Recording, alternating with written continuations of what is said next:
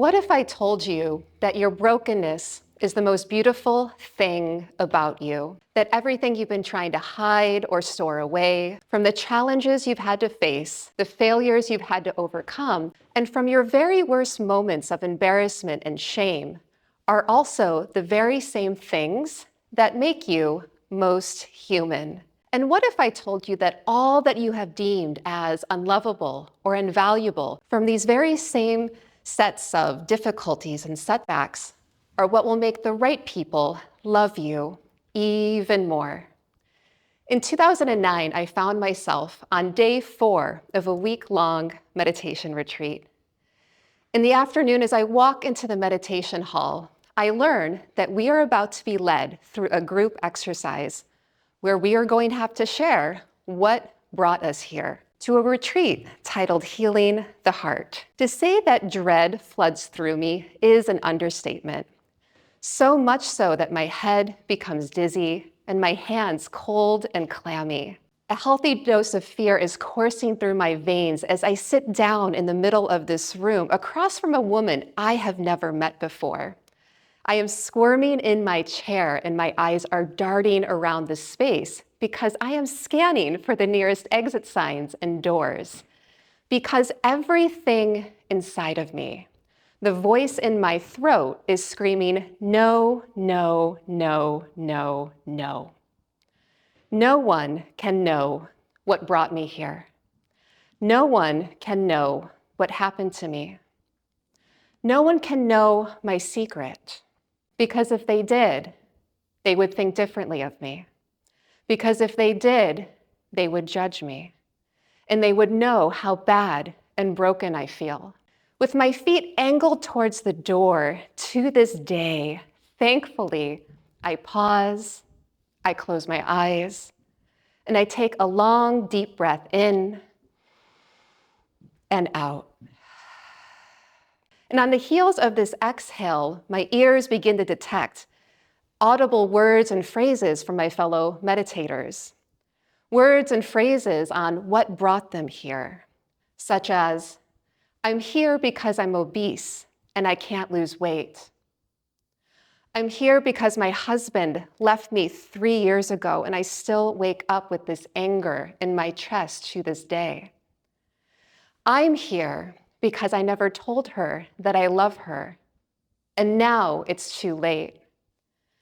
I'm here because I just witnessed my father take his last breath 6 days ago, and now I can't breathe in all of my sorrow and grief. The more I let go into listening, the more keenly I listened, these words of pain, shame, grief, loss, and death began to morph and change.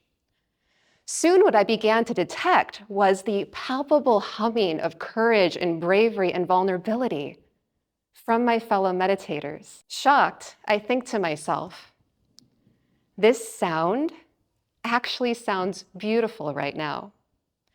In fact, this is one of the most beautiful moments of sound and listening I have ever heard. So without thinking, I open my eyes and out flow the words I have been so terrified to utter and speak out loud. And right as I share my reason for being here, a meditation bell rings across the space and my teacher's voice booms throughout the loudspeakers to say, okay, now that the mindful listener has learned what has brought their partner here, I want you to take their hands in yours and look them right in the eye and say to them, thank you for sharing this with me. And I love you anyway. Soon the words, I love you anyway, I love you anyway, I love you anyway, filled the room and the space. And as I heard these words spoken to me by a kind, brown-eyed woman sitting right across from me, for the first time in a long time, I didn't feel as bad or as broken anymore. In fact, what had once seemed so heavy and painful and like I wanted just to hide and store away now felt lighter, softer, and well, rather beautiful too.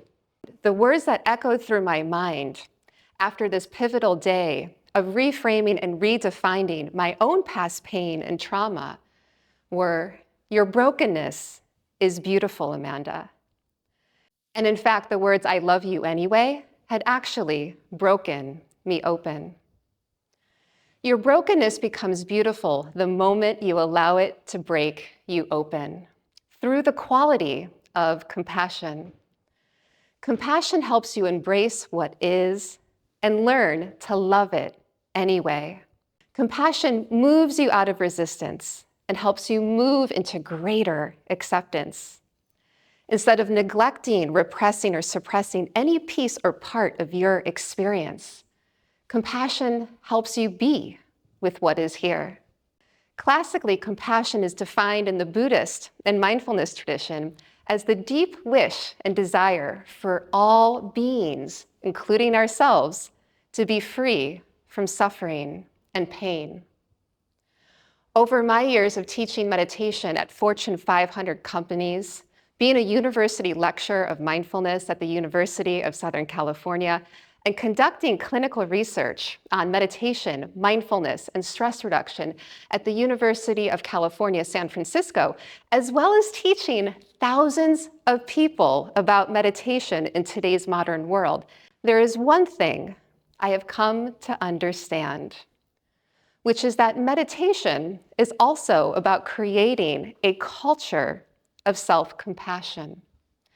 And that especially now in today's world, meditation is not just about the what it is we are doing in the activity of meditation, which is when we are working with the quality of mindfulness, bringing our attention into the present moment over and over and over again. But especially now, it's also about the how. How do we meet what it is that's arising in the present moment? How do we meet the truth and the reality of our lives? How do we meet our inner world, our thoughts, our emotions, our sensations, our feelings? Just as important these days is the how of meditation, which is where kindness and compassion come in. This culture of self-compassion, when applied to our inner world, says to all that we think is ugly or unworthy or unlovable, you are welcome here too. In fact, all of me is welcome here. When we meet our difficulties with self-compassion, not only does our brokenness turn into beauty, but we learn how to love ourselves fully, or at least step onto the path of learning how to love ourselves a little bit more. I like to call this process of applying compassion to our suffering, composting our pain through compassion, where our past experiences, all of the broken pieces and parts and remnants of what it is we've been through, are much like leftover scraps from the kitchen that we normally tend to place in the rubbish. But all of this matter from our lived experience, when placed not in the garbage, but in an intentional pile, soon to be made into compost, then all of the causes and conditions turn into some of the most potent fertilizer that there is, what farmers commonly refer to as black gold, otherwise known as compost. Compost is the most nutrient-dense substance for a farmer. It is the key ingredient in the gardener's toolbox that empowers spring seeds to bloom even after the harshest of winters and the coldest of conditions. The thing about compost, though, is that compost only becomes compost when what it is you're about to throw away is placed into that intentional pile and then is met with the heat and the warmth of the sun and the oxygen of the air and is met with the gentle and consistent churning and tending of this compost pile. This is when compost becomes compost. And composting our pain through compassion works in the exact same way. When what it is we are about to disregard about ourselves is not thrown away, but is placed into an intentional space and is met with the warmth of compassion in a consistent way, then what was once thought of as unusable has now become the gold of our human experience. The very same matter that makes us more relatable, more empathetic, and ripens us into being a wiser and more skillful person. A person who is softer, a person who is kinder, a person who is more forgiving, and a person who has the capacity to love more. And what I mean by love in this scenario is a deep, unconditional love that is rooted in compassion. The type of unconditional love that actually empowers us and awakens us to be with the suffering of the world, not to be overwhelmed or overburdened by it. This kind of unconditional love turns our pain into purpose and also turns our pain into something helpful and useful for other people. Viktor Frankl, author and Holocaust survivor, puts it like this: in some ways, suffering ceases to be suffering the moment that it finds meaning. How I like to think about this is that when we see our past stories and everything that we've been through as a friend, as a teacher, as an ally, and as part of our history that does not define us but only informs us, is the exact same moment when everything that we've gone through will lead not only us and you into greater strength and wisdom, but will also become motivation, hope, empowerment, and courage for countless of other human beings. The thing about compassion, though, is I know firsthand just how conceptual and cerebral compassion can seem. I remember the very first time I was practicing compassion, and I was working with some phrases of self-compassion. I even had my hand over my heart, and I was saying phrases and words such as, "It's okay, sweetheart, I'm here for you. It's okay, dear one, we'll get through this." And I remember these words and phrases of self-compassion just feeling so strange and so awkward, especially because what I was applying the self-compassion to were just the major mistakes I had just made and the flubs that I had just done or produced or experienced by being stressed out or impatient or not as kind as I had wanted to be. You see, I was trying to think my way into compassion, and it only got so deep and not as deep as I needed it to. Until one day, I asked myself a question, which ended up becoming a very important question, which was, what would it be like to feel compassion so I can become compassionate? And you know what? It worked. The moment I began to feel compassion, I remember everything that was gripping my heart began to dissolve and fade away. The moment I began to feel compassion is when I got my first taste of open-heartedness.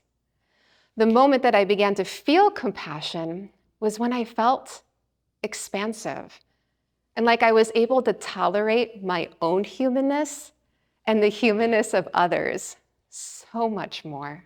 And I want you to experience what it's like to feel this compassion with me right here and right now. I'm going to lead us through a short compassion practice. Are you with me? Ready to meditate with me? Are you ready to meditate with me? Yeah? Okay. So let's go ahead and find our way to a comfortable seat.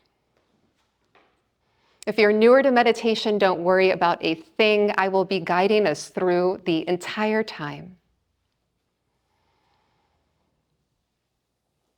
If you'd like, the eyes can gently close.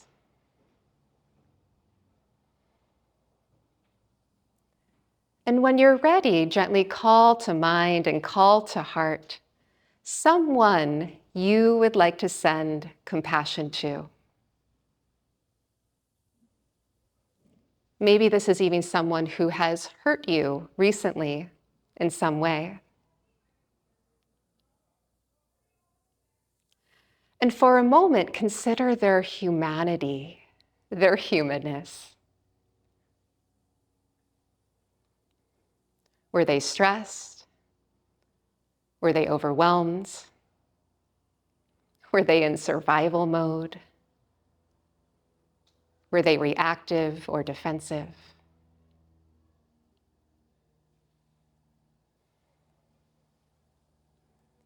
And now, silently in the mind, send them the following phrase of compassion. Just like me, you want to be free from suffering. And I love you anyway. And now go ahead and bring yourself to mind and heart. Maybe reflect upon a recent moment of embarrassment or a moment that you don't necessarily feel the best about in retrospect.